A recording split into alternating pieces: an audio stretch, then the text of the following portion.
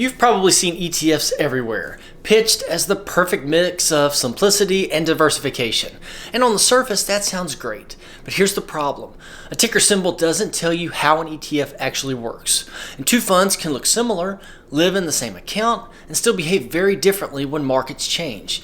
So if you don't understand why an ETF performs the way it does, and just as importantly, when it's likely to struggle, you're not investing with a strategy, you're guessing. So today we're doing a full breakdown of SCHD, one of the most misunderstood but quietly powerful ETFs out there. We'll look at what it owns, how it makes money, and why it's behaving the way it is in 2026, and who this fund is really built for.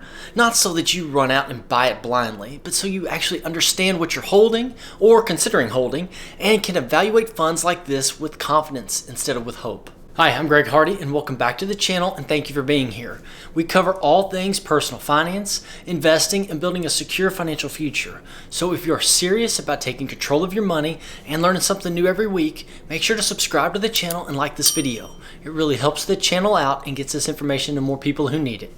Thank you. SCHD stands for the Schwab U.S. Dividend Equity ETF, and at its core, it's not a growth fund. It's built to own high-quality U.S. companies that consistently pay dividends and have a strong financial foundation. Instead of focusing on who can grow the fastest, SCHD focuses on who can generate real cash, remain profitable, and reward shareholders over time. This makes it much more value-oriented than growth ETFs that are priced heavily on future earnings expectations. So in order to do that, SCHD uses a rules-based approach that screens for companies with a strong dividend history, healthy cash flow, and a track record of growing dividends, not just rising stock prices. Because of those requirements, the fund naturally tilts towards more mature, income-producing businesses. You'll often see heavier exposure to sectors like financials, healthcare, consumer staples, and energy. These aren't flashy companies chasing the next big breakthrough. They're established businesses built to generate steady income through different market cycles. So let's talk real numbers. Through January 2026, SCHD is up roughly 8.5% to 9% year to date when you include dividends. That is a solid start to the year, especially when you line it up next to several growth funds that have been far more uneven so far. And that gap isn't an accident. It's telling us something about where market leadership has been leaning in early 2026. A big reason for that strength is that dividend and value-tilted strategies have held up better in environments where growth expectations have cooled and valuations are under more pressure. When investors care more about cash flow, stability, and real earnings today, funds like SCHD tend to shine. This isn't random performance or luck. It's the ETF doing exactly what it was designed to do, and that design showing up in real time. So let's bring this into focus. SCHD tracks the Dow Jones U.S. Dividend 100 Index, which is made up of companies with long, consistent histories of paying dividends and maintaining strong financial health. That screening process shapes everything about how the fund behaves. The result is a portfolio that's income heavy and value tilted, which makes it fundamentally different from a growth ETF like SCHG, for example, that's built around future earnings expansion. When you look under the hood, so to speak, clear patterns emerge. SCHD holds large, profitable companies with long dividend track records and spreads that exposure across sectors that emphasize stability over speed. There's typically less emphasis on high-growth technology and more weight in areas like financials, energy, healthcare, and other consumer staples.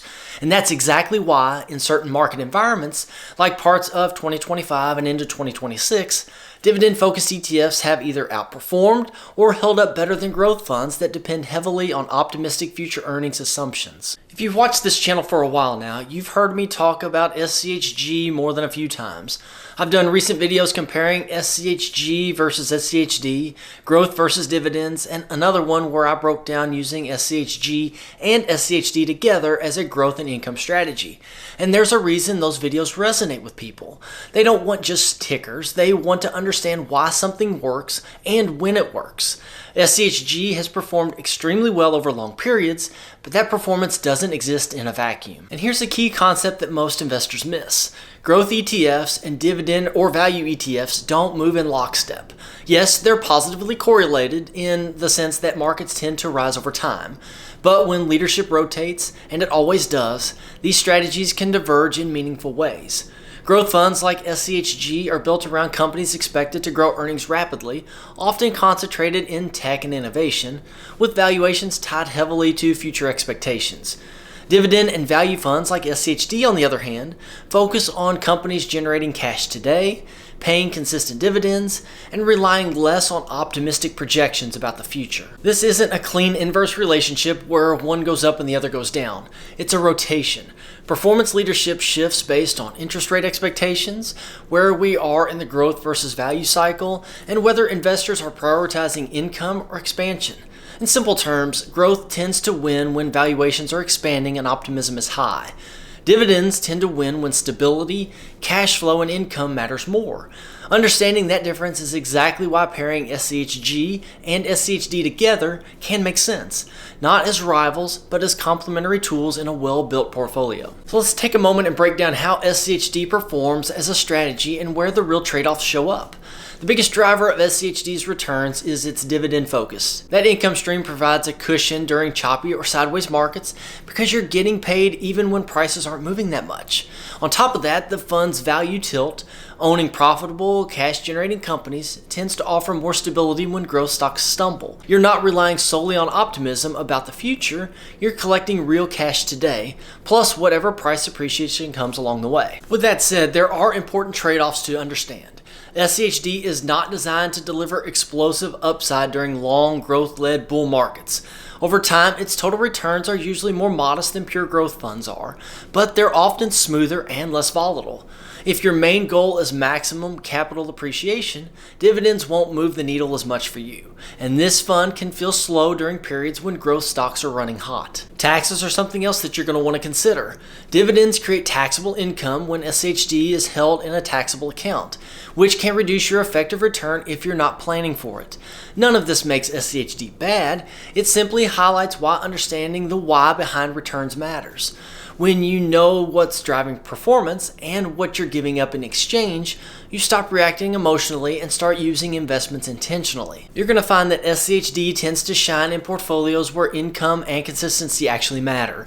It's a strong fit if you want reliable cash flow through dividends, the ability to compound those dividends over time, and less dependence on valuation expansion alone to drive returns. It also works well as a counterbalance to high growth positions, helping to smooth out periods when growth stocks struggle or market sentiment shifts towards stability. On the flip side, SCHD is not built for everyone. If your only goal is maximum growth, you're likely going to feel underwhelmed. If you're trading short-term momentum or need excitement to stay invested, this fund will probably test your patience. And if market pullbacks cause you to panic and sell, SCHD won't fix that behavior.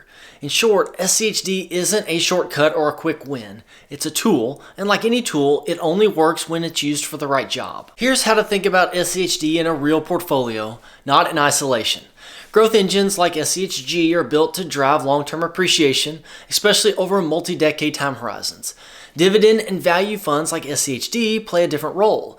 They help stabilize returns, generate income, and reduce reliance on a single market style, always winning. When you blend growth and dividends together, you're not trying to predict the market, you're building a portfolio that can function across different environments. That balance can look very different depending on where you are in life. A younger investor with a long runway may lean heavier into growth and use SCHD as a supporting piece. Now, someone closer to retirement, on the other hand, or already retired, may overweight dividend strategies to generate income and reduce volatility. Most well-built portfolios fall somewhere in the middle. Not all growth and not all income, but a mix that reflects real goals instead of chasing performance. And this part matters. A higher dividend yield doesn't automatically mean higher risk. SCHD isn't reaching for yield by buying weak companies. It achieves its income through quality dividend payers with strong financials. That distinction is critical. This isn't yield for yield's sake. It's intentional income, layered into a portfolio in a way that supports long-term discipline and consistency. At the end of the day, the real lesson here isn't about SCHD specifically. It's about how you think about your investments you own. Most investors don't fail because they picked a bad ETF. They struggle because they didn't understand what they were buying, what role it was supposed to play, or how it would feel when the market inevitably changed. When you understand an investment's purpose, you stop expecting it to do things it was never designed to do. That's where confidence comes from, not from perfect timing or chasing whatever worked last year, but from knowing why something belongs in your portfolio in the first place. So here's the question I want to leave you with. If the market looked very different next year than it does today, would you still feel comfortable holding what you own, or would you start second guessing it? Drop a comment below and tell me whether your portfolio is built around growth, income, or a blend of both, and why.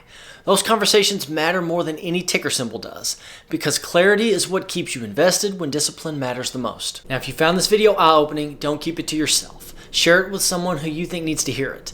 And if you want more practical, no-nonsense advice on building wealth and securing your financial future, then check out this video here. And also, please make sure to subscribe. Thank you for watching, and I'll see you in the next one.